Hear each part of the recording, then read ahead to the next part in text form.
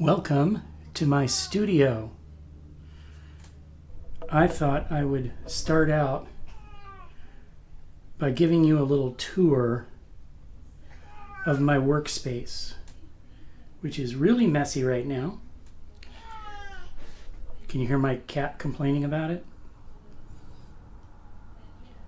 He's always complaining about something.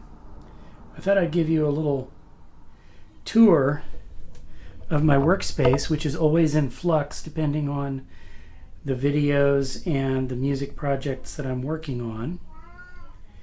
And this is how it looks today in all of its sloppy glory. And here I am in the middle of it. So welcome to my studio. I'm going to give you a piece-by-piece tour, bring the camera in close. And right now I'm looking at the feed from that camera on my smartphone. And it lets me know what you're seeing. And it tells me that you can actually see me in my pajamas, because that's how I roll on the weekends.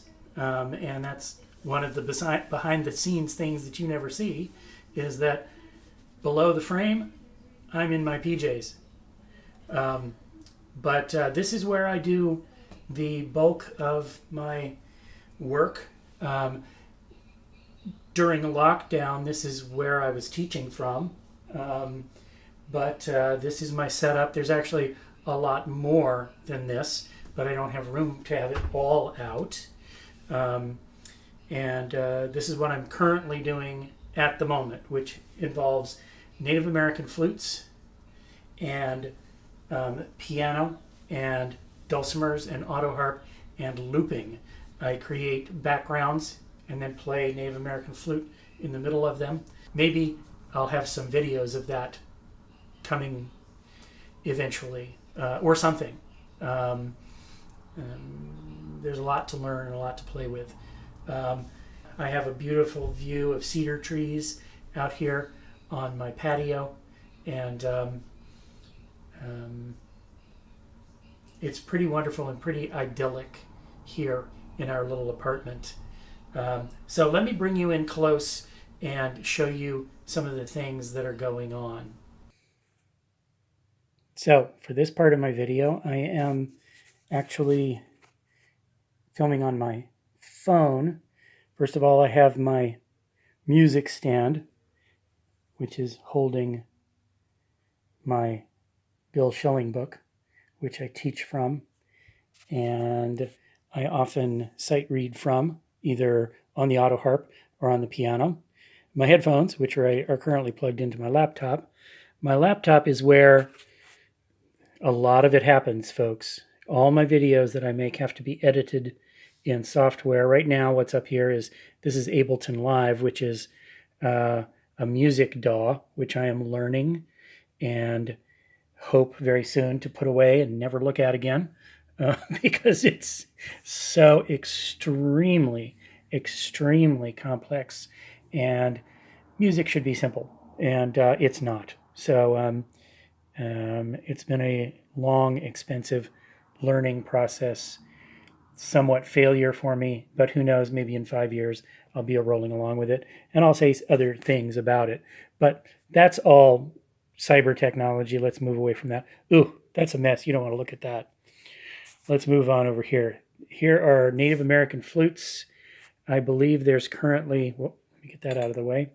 I believe I currently have 14 Native American flutes by different makers. And I've been playing Native American flutes technically a shorter period of time than Autoharp. I started Native American flute in about 91, Autoharp in 87.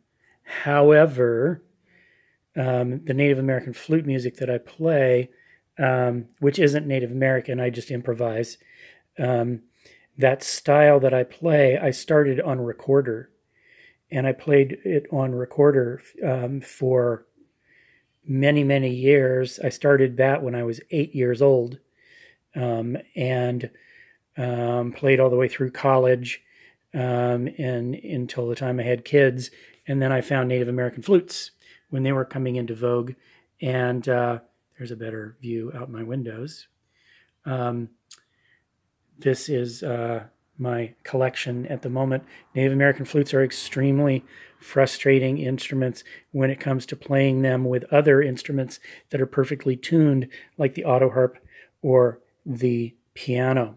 The dulcimer, actually, it tunes really quick because it's only got 3 strings, and so you can retune to the flute pretty easily. But the Native American flutes are not tunable the way concert woodwinds are. And so if they are sharp or flat today because of the warmth in the room, they won't play with the piano very well or the autoharp, and you have to retune them, retune the autoharp or retune the piano, and who wants to deal with that mess? Here is my little bitty Behringer mixer, which is the only one I've got right now. I used to have a bigger one, but I got rid of it, and now I regret that, but this is what I have right now, and it actually serves me pretty well. Over here is a delay pedal, and this is a looping pedal. There's another one down there on the floor that I use to loop the piano or the various drums I have floating around. I play these frame drums and play them into the microphone, which is over here, SM57. All of these audio devices we're going to be talking about in being heard over the next few weeks and months. This is my delicious pale ale. I don't get any kickbacks from this, folks. None of these are product endorsements. Although, if the manufacturers ever wanted to pay me back for endorsing products to the Autoharp crowd, because there's so many of us, this is my Brugera amp. You're going to be hearing more about that in soon to come episodes. Over here are my music scores. I have the complete Ring Cycle by Wagner in complete orchestral score, along with Tristan and Isolde and Parsifal. And I'm a big opera fan in the closet. This is my Casio Privia 870, which is their flagship piano, and it's beautiful, has weighted keys, sounds just like the real thing. Little sketch that I made, how to set up my loopers, bowl of picks, another bowl of picks. Up here is a big 22-inch buffalo drum. Sounds fantastic. I should play all of these for you. Then over here, my string section. Oscar Schmidt, this Oscar Schmidt B model, which I'll be playing in a subsequent video. You've seen me work with this a bunch when I want to show Schmitty type things, like the video I did where I redid the chord bars on it. This was refinished by Todd Crowley, and I believe he did the bird, wood burned it, and everything like that, and then gave it to me, and I still have it. This harp, I believe, has a twin sister, which I think may be with Todd right now. He would have to tell me for sure. Here is the Desert Rose that I just finished building, and I'm going to be doing a video where I compare that with that with that. These two Autoharps right now are set up in the exact same tuning. Oh, excuse me, my bad. They're both chromatic. These two Autoharps are set up in the same tuning, but this one's a Schmidt and this one's a luthier model, and we might want to hear the difference between them.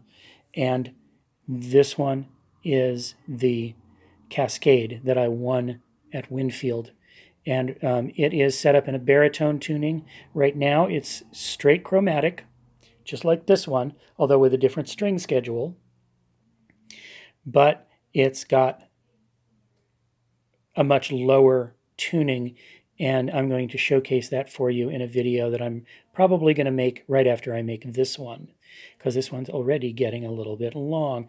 So that is my Cascade. This is a plywood autoharp. We don't like to use the word plywood. It's a laminate autoharp, hence the term desert rose, which means that in the desert, in dry climates, because it is composite, it won't change with humidity and temperature fluctuations. This one being solid wood, it's spruce on the top, it's walnut on the back, and in the wrong climate, in a bad climate, it would need to be kept in humidity. I lived in Colorado for 50 years. Harps there will dry out and crack if you don't keep them humidified in their case. Here in Washington, they can live out on the stand. And then dulcimers. I've just picked up dulcimer in the past year, and just got this one last week. This is a baritone dulcimer. And this one is standard. And I am loving learning those. And it's sort of been my intro to frets. Although I also have a uke. It's over there in the case. And having a lot of fun learning frets. And these are gateway instruments because they're the uke was the first one. It taught me frets, and then these have frets, and this one has more frets than this one, and pretty soon, who knows, I'll be playing chromatic dulcimers, and then the sky's the limit, right? Okay, so that is my studio, and I'm coming back here to the computer where this video will be edited through presently in the next few weeks when I finally get around to launching this video. And what else? Over here, this is a Tascam recorder. A lot of the sound that I record in my videos gets recorded on that, and then the actual audio that gets recorded with the video gets deleted, and the sound from this gets dubbed in. Right now it's charging, getting ready for the next video that I'm going to make. And there you have it. I've also got some super de-duper loopers. These are really simple. The super de-duper loopers I can't figure out, and I'm probably going to get rid of them because they're less is more, folks. Less is more. Hence the Native American flute, which is a very simple, basic, down-to-earth instrument. Hence the Autoharp, which is a very basic, simple, down-to-earth instrument. Hence the Dulcimer, which is a very simple, basic, down-to-earth instrument. I like that. I don't like complicated. Piano? Well, piano is complicated. Piano is very complicated, but it is a necessary complication that gives me the